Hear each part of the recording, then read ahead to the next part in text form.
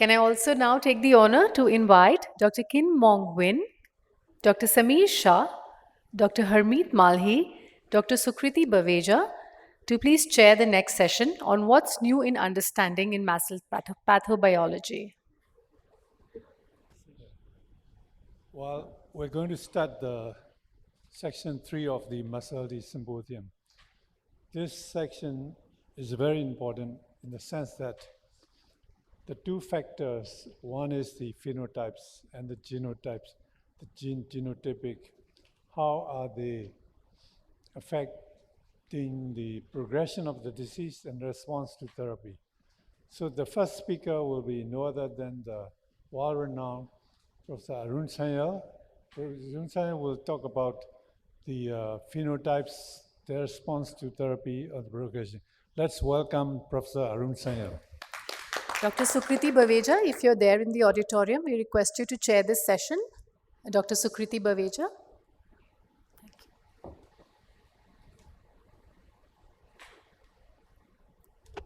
Thank you. So my job is to link the disease phenotypes to the clinical outcome, but at the same time try to identify if there are therapeutic targets that we can understand from this process and review where we are with you. So here are my disclosures. Okay. I think from my perspective, one of the most fundamental things that has occurred over the course of the last 5 years is that we have moved from a unidimensional view to a three-dimensional construct, whereas historically we thought about the liver disease because we are hepatologists. We talked about steatosis, steatohepatitis, cirrhosis, liver outcomes, death, transplant, recurrence of disease. Then the second dimension, which linked the gene-environment interactions. But now we understand that regardless of where you are in terms of etiology, which is one axis, the severity of the liver disease, second axis, there is a crosstalk between all the other organs. And both the liver disease affects the progression of the other organ disease, and the other organs affect the progression of the liver disease, creating a set of competing risks for the patients that determines at an individual percent level the disease phenotype in terms of cardiovascular risk, liver risk, neurocognitive risk, renal risk, diabetes risk, etc. And so we're going to try to dissect that apart today. So I'd like to divide this talk into two parts. First, talk about upstream drivers, talk about the lean phenotype versus obese, which you've heard beautifully or just now. Touch on genetics without getting too deep into it because Naga's going to talk about it, and then talk about microbiome and the key role of the visceral adipose tissue. So, we can't summarize the entire literature in one slide, but here are some key takeaways. There's a number of systematic reviews that have been done. And in general, compared to lean individuals without MASLD, lean individuals with MASLD have higher waist circumference, more visceral adipose tissue, goes to what Abhijit was talking about. They have a greater glycemic burden, higher systolic blood pressure, and a higher LDL cholesterol. And there are no unique histological features in these individuals. We're not talking about the rare genetic disorders. Here we're talking about garden variety steatotic liver disease. On the left, when you actually look at the clinical phenotype, the thing that really pops out is despite being lean, many of them do have advanced fibrosis, although the data is mixed depending on who you study. And there's also some studies have reported increased all-cause and cardiovascular mortality, suggesting that the excess fat gets deposited to a greater degree in ectopic sites where they do harm, such as blood vessels, etc., in this population. So the question is why? If all other things are equal, we always look towards genetics, and there is some very good data indicating there are a number of genes that are linked to your body mass index, and the size of the individual fat compartments within the body, and of these, While, yes, subcutaneous fat is increased, but the ectopic fat, particularly in the visceral adipose tissue, is particularly important because it really drives to a disproportionate degree your total insulin resistance, hypoadiponectinemia, and the risk of dyslipidemia, all of which are linked to type 2 diabetes. And there's beautiful data from the UK Biobank that actually shows this cascade. The other thing that is upstream is the microbiome, which we're now beginning to get some understanding around. And one of the key things that pops out in the microbiome is the role of bile acids. And one of the things we find is that the entire microbial structure and function remodels as the disease progresses.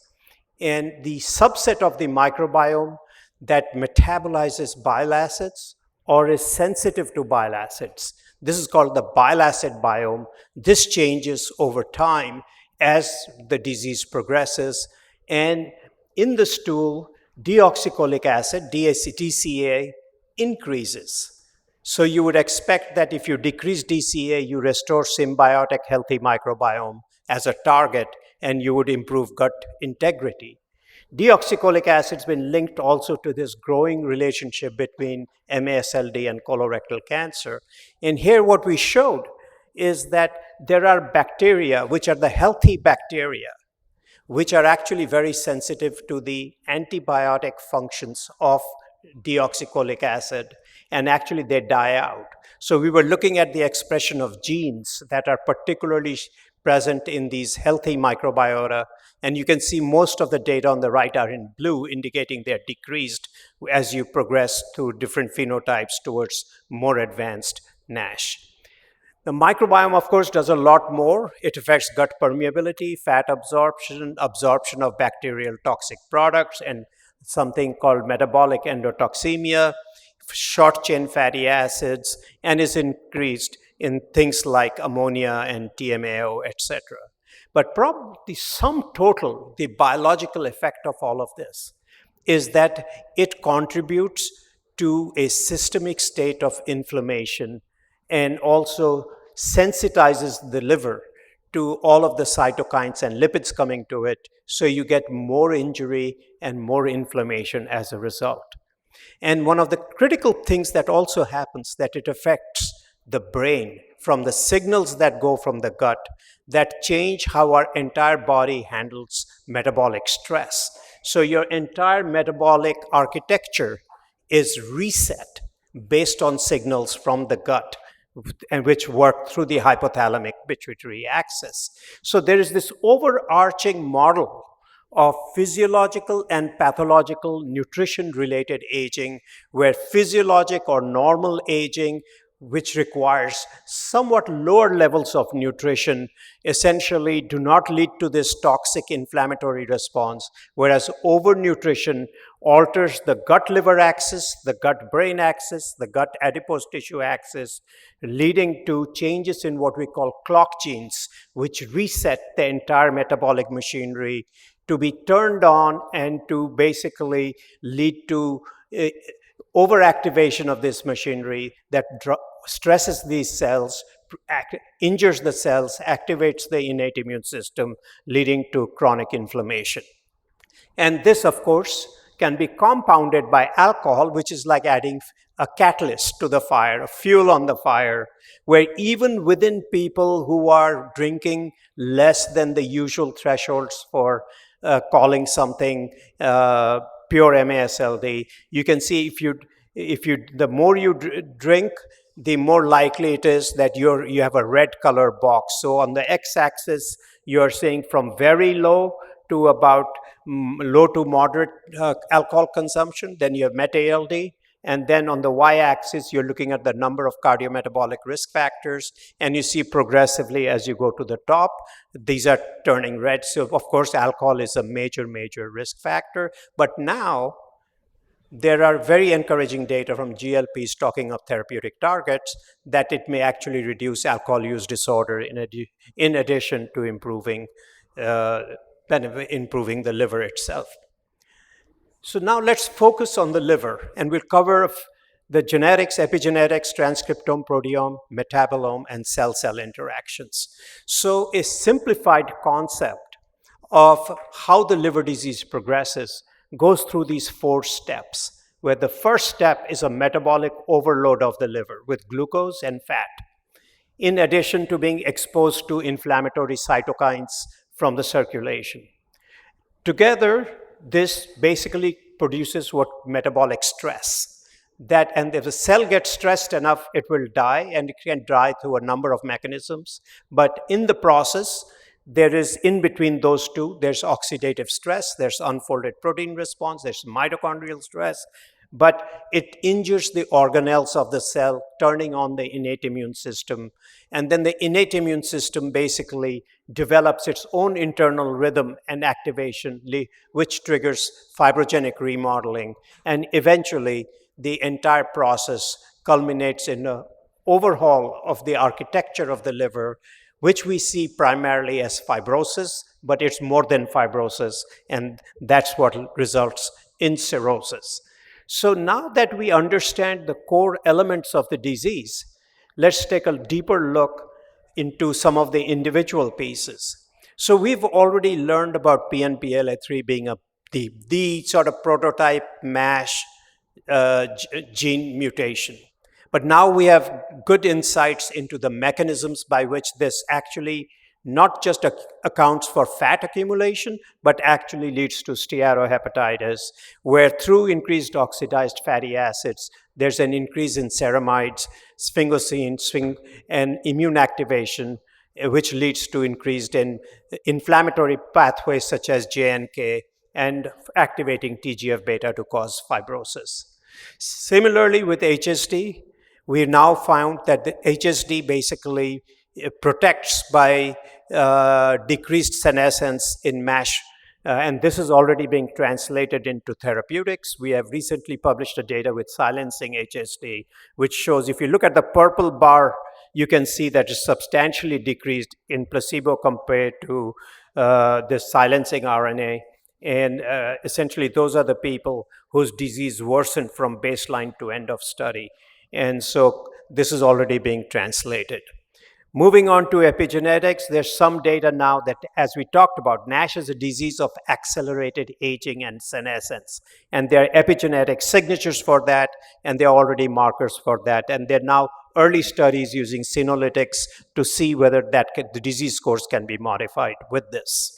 Moving on to the transcriptome, there are a number of studies with the human transcriptome, and I'm trying to focus primarily on human studies without getting into the mouse work. But we, some years ago, published some data trying to find an exclusivity index to find out what aspects of the transcriptome are linked to activity versus fibrosis versus both. And based on that, what we can find is that the ones that link the two are primarily through inflammation and cell death. And of course, the inflammasome and inflammation keep coming up repeatedly. Now, when you do a clustering analysis with this, and then you re-look at the data, you find that although the histology looks about the same, based on transcriptome, in specific subtype clusters based on immune inflammatory markers and metabolic markers and activation of ECM or extracellular matrix markers can be seen. This, of course, needs to be validated in future studies, but if true, can identify subpopulations that might respond differently to different types of therapy. Recently, we've also found that there are microRNA subtypes, and these are linked to disease progression, and we identified specific subtypes in humans of microRNA 122 that have been linked, and this is already now moving from preclinical to IND-enabling studies. Similarly, we've published on proteomics of NASH, and I draw your attention to the numbers in red, which is basically complement related and VEGF receptor, and these are already being also translated into therapeutics for NASH. The key, of course, with complement is how do you prevent complement activation in the liver without having off-target effects in the rest of the body, and that's a work in progress, but we're talking about what could be potential targets. Similarly, with the metabolome, we have just finished a very large over 300 patients, multiple points in time, looking at the metabolome, and have identified. This is just part of the data that we will show at ASLD this year, showing how the metabolome shifts, and there are clear signatures. And we hope we will be able to identify endotypes based on the metabolome that will tell what kind of trajectory an individual person will have, and eventually whether those can also inform what kind of therapeutics may be relevant. Coming to cells, macrophages are a hot topic now. Macrophages have been shown to modulate regeneration. They impact phagocytosis. There is macrocyte, monocyte recruitment and polarization. They contribute to fibrosis breakdown as well as suppression. It's very context specific. But already with resolution therapeutics, this is Stuart Forbes' group at Edinburgh, they show some very exciting early data with autologous macrophage therapies, which shows dramatic improvement in survival. But of course, very small numbers, and a big phase 2b trial is currently ongoing. And lastly, I'll finish with interorgan crosstalk and MASH progression. There's a lot of work on lipoproteins. This shows a number of genes and the atherogenic lipid profile. And without going through individual lines, the point is there's an incredible amount of data coming out over here at the crossroads of genomics. And certainly this has lipoproteins, but there are other things that are important outcome modifiers in MASLD, because as you know, cardiovascular outcomes are the leading outcomes prior to the development of cirrhosis in patients with MASLD. I'll finish with talking about type 2 diabetes subtypes. So Alquist published a paper. This has really been a very hot topic in diabetes recently, where in type 2 diabetes, we have severe insulin deficient diabetes, insulin resistant diabetes, mild obesity-related diabetes, and mild age-related diabetes, which are individual unique subtypes of type 2 diabetes.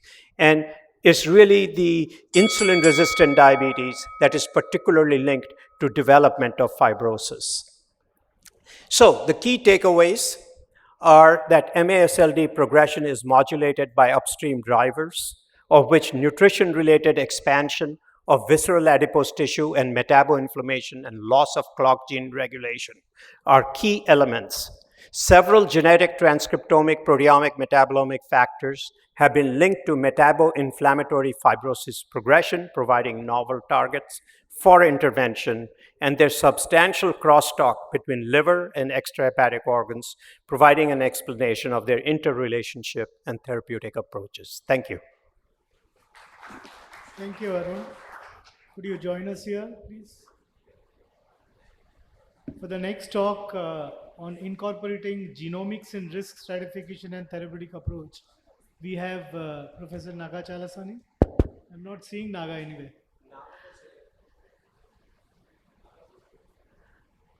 In between, we have our another chairperson, Dr. Sukriti. I welcome you, ma'am, on stage. We have an additional chairperson, but no speaker. Speaker is there, sir. Dr. Naga. You might have fallen asleep. It's probably middle of the night for him.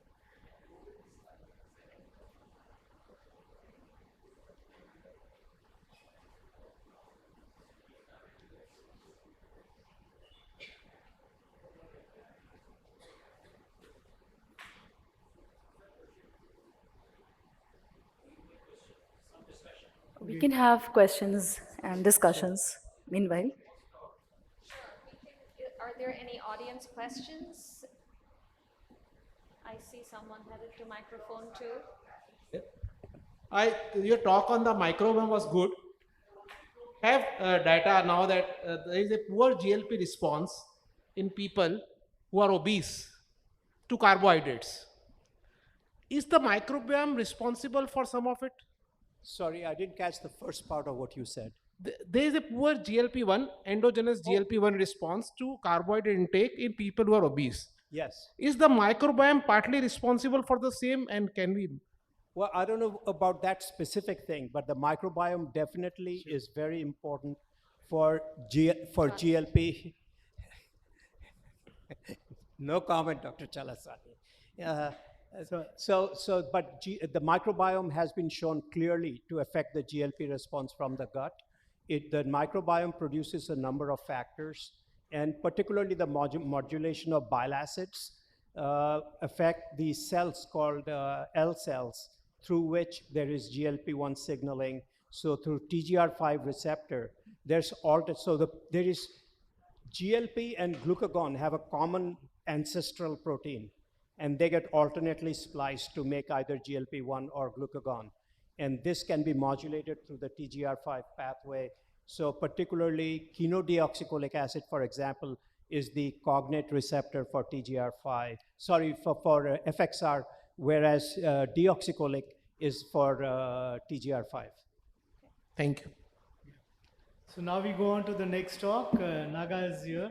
He is the David Crabb Professor of Gastroenterology and Hepatology at the Indiana University School of Medicine. Naga, floor is yours.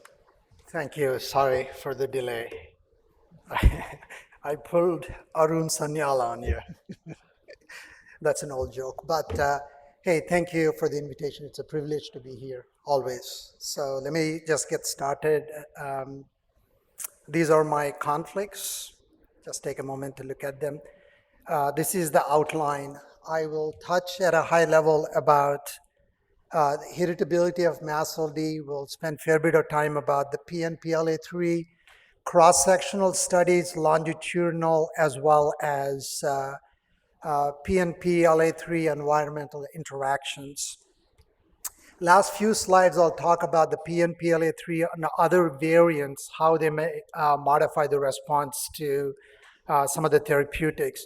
What I will not discuss is polygenic risk scores as well as implementation genomics. MASLD is heritable. This is work from Jeff Schwimmer from UCSD, especially in pediatric MASLD. Up to 85% can be explained by just the genetic background. And subsequently, Rohit has done nice work to show both fibrosis and fibrogenesis in adults, also heritable with what's called a test called H-square in the order of 0.55, saying that about 55% of fibrosis can be explained by the genetic architecture. Keep that in mind. Over the course of last 2 decades, there have just been a number of studies going back to days of Dr. Chris Day and Ollie James. Started with candidate genes, subsequently genome-wide genotyping, GWAS, more recently sequencing, next-gen sequencing, identify a number of variants associated with MASLD and its severity. One thing that comes up repeatedly is the PNPLA3. In the table that I show here, there's no pointer, maybe here. These are the common ones: PNPLA3, TM6SF2, MBOT7, HSD, GCKR, as well as haptoglobin. But also in the smaller box to your left, I'll show you other variants. Shown in blue font are the protective. HSD17B13, if you carry a risk allele, that offers protection. The same thing with side B and more recently GPAM, okay? This is a seminal paper from Helen Hobbs' group. Most of you know PNPLA3. This came up in a Dallas Heart Study, MRI study, showing a variant on chromosome 22 that lights up here in this Manhattan plot here. And then this is called a QQ plot, once again showing an outlier that corresponds to the same gene. I'm not going to have time to go over how PNPLA3 may modulate the disease severity or even the presence of MASLD, but it's an interesting variant. It's both gain of function as well as loss of function. Over the course of last 15 years or so, a number of studies, I would say probably in the order of 500 studies, have established cross-sectionally this particular variant, the genotype that contains the ancestral genotype is CC. If you have a G allele, either CG or GG, you're at a higher risk for MASLD, higher risk for MASH, fibrosis, cirrhosis, and liver cancer. I think there are at least 3 meta-analyses, and I don't think anyone in the field disputes these relationships. However, the number of factors modify the effect of PNPLA3G allele in terms of disease severity. I'll share some of the data that have come from the NASH CRN. Arun is part of it as well. So we all know age is an important modifier of disease severity. In other words, older the age, more likely one would have more fibrosis. Here, shown here is, on x-axis is age, and y-axis is the probability of advanced fibrosis. A G allele, if you have G allele at any given age, the likelihood to have advanced fibrosis is significantly higher. You see 3 different curves, each for a different genotype. So the interaction between the G allele and age is significant, okay? This is BMI. The same thing we know, higher the BMI, more likely you're gonna have advanced fibrosis. Once again, PNPLA3G allele modifies this relationship. In other words, if you have a higher given BMI, if you carry G allele, the likelihood to have advanced fibrosis is significantly higher. Once again, the interaction between PNPLA3G allele and BMI is statistically significant. Interestingly, though, the infliction BMI seems to be about 30. Under 30, there isn't an interaction between BMI and G allele. Once you cross 30, that's where this relationship becomes important. What I'm not showing is the very similar relationship exists in pediatric MASLD as well. In the paper this was published, you actually see that relationship. The same story with type 2 diabetes. If you have type 2 diabetes and if you have G allele, the risk of advanced fibrosis is substantially higher. Shown here, let me show you here. If you're GG and if you're type 2 diabetic, your odds ratio to have advanced fibrosis is 4-fold higher than a reference population. So collectively, cross-sectionally, the effect of PNPLA3G allele is modified by age, BMI, and diabetes. Not shown is the sex and non-heavy alcohol consumption also modifies this. This is sort of these gene-environment interactions are very interesting to us because these are potentially modifiable, okay? That's all cross-sectional. Next few slides, I'll show the importance of PNPLA3G allele in long-term outcomes. There are 2 published now, many more now, showing that if you carry G allele, your long-term outcomes are poor. On your left is the enhanced data, and the right graph is from Sweden. Also, the same thing, Dr. Samala from our institution has similar data. Bottom line, if you have G allele, outcomes are worse in MASLD. How about, can this effect of G allele on outcomes be modified by environmental factors, for example, or some of the host factors like age and diabetes? So the next few slides are based on NASH CRN, which is a cohort that's been longitudinally followed with annual visits, and outcomes are nicely cataloged. And Dr. Sanyal had a New England Journal paper now 4 years ago. So in that cohort, this is a paper that was published in Hepatology showing in the NASH CRN, PNPLA3G allele is independently associated with liver outcomes, okay? This just confirms what's been done epidemiologically. And this is very interesting. In the NASH CRN, people with advanced fibrosis, the G allele further risk stratifies them. And this was actually a suggestion of Dr. Sanyal when we were doing the analysis and writing the paper. He said, why don't you just look at what G allele does for people with advanced fibrosis. Shown here are if you have advanced fibrosis, obviously these 2 curves are advanced fibrosis, but the purple Our magenta is if you have advanced fibrosis plus also you have G allele, your incidence of major adverse liver outcomes are significantly worse. To me, this is, if you're not a believer of PNPLA3 testing in all MASLD, this one slide should emphasize the importance of testing, at least in those with advanced fibrosis. Therefore, you can do surveillance in terms of endoscopy for varices or screening for HCC. Similar to cross-sectional, we saw an interaction between age and PNPLA3 for liver-related outcomes in this.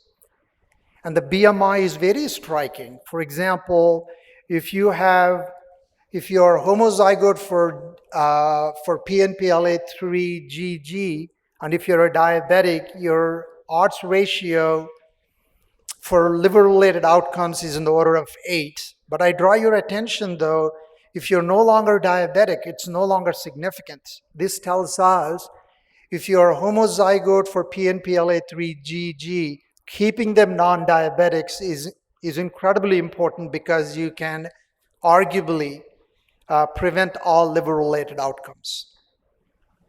And we have done this is a JHEP paper that's going to appear within the next few weeks or so. PNPLA3 is important for histological progression. In people who have G allele, their progression is much more rapid, and then also their likelihood to spontaneous regression is much lower. Also, weight changes play an important role as well. There is a strong interaction between changes in weight and G allele for histological progression. These data are very important for when you're designing clinical trials.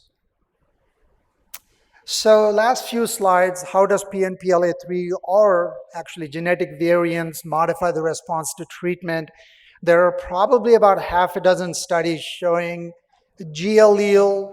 Actually, you have better response to lifestyle modifications as well as bariatric surgery. PNPLA3 variants have been associated with the response to omega-3, DPP-4 inhibitors, as well as statins. These are small studies. These need to be confirmed. In a paper that we published from the CRN, in the Flint trial, there was a hit on chromosome 1, SELA gene. If you carry that, the response to obeticholic acid was in the order of 85%. Then people who did not have this has now been validated, but very interesting. And of course, now obeticholic acid is no longer been developed. This is a great paper from Dr. Sanyal's group showing if you have haptoglobin star 2 allele, which is actually fairly common, your response to vitamin E in terms of NASH resolution is 2 to 3-fold higher. So at least in our practice, we've been regularly genotyping for haptoglobin, and if they are star 2, we've been preferentially giving vitamin E. This is another example of pharmacogenomic response to vitamin E. Last two slides, this is a presentation by Dr. Sanyal at the last ASLD meeting. The tirzepatide, the Lilly drug, has, if you carry G allele, the response to tirzepatide is about 20 to 30 points lower. If you flip, if you have the ancestral CC, your NASH resolution is in the order of 90% to tirzepatide. This is another example where background genotype may influence the response to therapies. Final slide. This is a work that I presented at the ASLD meeting showing the PNPLA3 had no effect on response to resmetirom. Bottom line is that we don't have a clear handle on pharmacogenomic aspect of MASLD treatments, but I think you're seeing many hints that the genetic background seems to appear the influence are the response to certain agents like vitamin E or, for example, lifestyle modification, incretins, and resmetirom. To just the take-home messages, genotyping seems to have a lot of importance. It's still on the verge of breaking through for clinical practice. I wouldn't say it's prime time. I think the Applied genomics, we just have to learn a lot. For example, provider preferences, payers, so on and so forth. But there is just abundance of data to justify, at least in selected clinical instances, to test for PNPLA3. And if you're going to take one thing from this talk, PNPLA3 genotyping in people with MASH cirrhosis or advanced fibrosis, I think can be incredibly important. I think you can identify subgroups of people who are going to do poorly. I think that's my last slide, and I thank you for your attention. We have time now for questions and discussion. Microphone one. Excellent talk, Dr. Naga. We do understand the relevance of genetic testing, at least in adult population. Are we moving towards pharmacogenetics? The classical example being in control of the cholesterol. Now you have siRNA inhibitor or PCSK inhibitors, which once given, they can control cholesterol for 6 months at a stage. Can we have a siRNA against a protein by this abnormal GG phenotype? Any attempt on that, or say CRISPR technique being used? There are two targets, maybe a third one, maybe a fourth one. Certainly, there are two companies going after PNPLA3, siRNA, and there are two programs against HSD17B13, both MASLD as well as ALD. I think Regeneron is going after GPAM as well, maybe side B. I think more to come, but, right? I think my question is also on the same thing, on some data on the antisense nucleotides, the ASOs, I think by the AstraZeneca group, initially the mice study and now the human study which is on. So where do you think that is going to be? They're being hard to recruit, but there are ongoing trials. I think you have seen AstraZeneca phase 1 in Journal of Hepatology showing exciting results. I will say one thing though, beyond these genes, there are companies trying to do gene therapy for FGF21, for example. You want to come? So there are also AAV-mediated approaches where you put the FGF21, you actually inject it into the adipose tissue and you overexpress FGF21 in adipose tissue.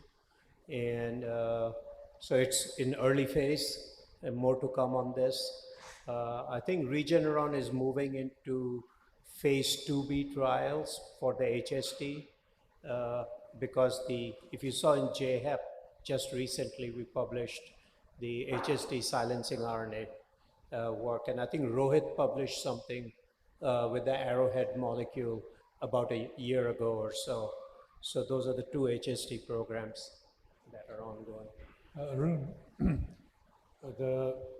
your two presentations are very interesting, and I would like to know how soon these findings will be implemented in the real world, taking care of the MASLD patients. Well, I think it's a long journey, because to get regulatory approval is a very high hurdle. You have to look at things in hundreds of patients. But already several targets are in phase 2. So I think the genetics, they're looking at monogenic approaches, which is silencing HSD or silencing PNPLA3. Those are already in phase 2B trials. They still have to do phase 3, assuming phase 2B is positive. So I would say that's still 5-7 years away, Naga. I agree with you. I'd just like to make one point though. If you are targeting PNPLA3, you have to find people who have the variants. Whereas HSD, you can just give it to all because it's protective.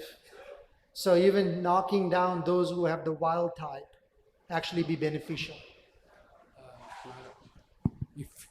If we have to do the polygenic risk scores in your population, which one will you take apart from the PNPLA3?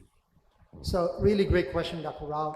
So there was a abstract we had last year. We looked at every polygenic risk score, And then what turns out is the one that has 3 variants, PNPLA3, HSD17B13, TM6SF2, it does as well as anything else. And if you don't want to do polygenic risk, so very interesting, if in that PRS, if you take out the PNPLA3, it's no longer significant. It heavily depends on PNPLA3. So I think for routine practice, I think we are okay just to do the PNPLA3. Another information, in our population, Indians, we have not found the HSD prevalent here.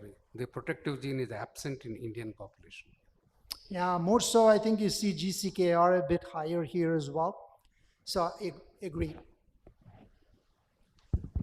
So to add on, maybe I can say that we are always focusing on PNPLA SNPs. If we can look for the post-transcriptional modifications and at the translational level, if we can study it in a higher population, maybe we can find more targets for the same.